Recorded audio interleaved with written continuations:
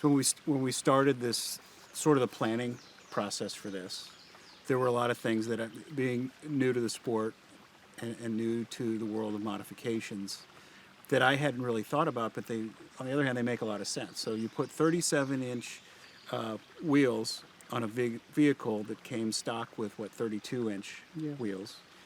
And the opening that the wheel sits in and the fenders that came with it, they become less and less practical, where you have to do things like cut them and change them. So we went with, we painted them. Mm-hmm. They're aluminum. They're from Genright. Mm-hmm.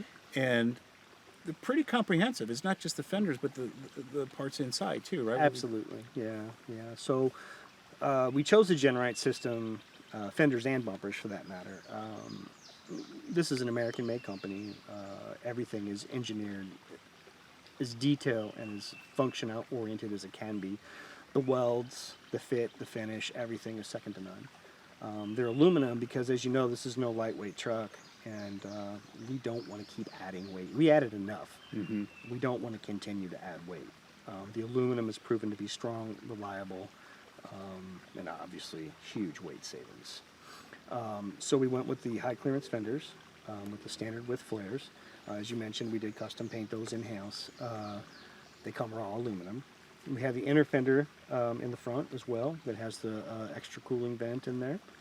And the front and rear bumpers, really, they give you a much better approach angle.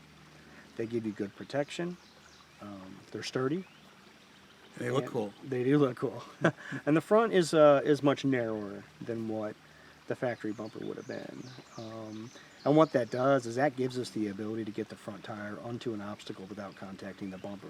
So it gives us the ability to get up some rock ledges and things that we would normally just hit the bumper on.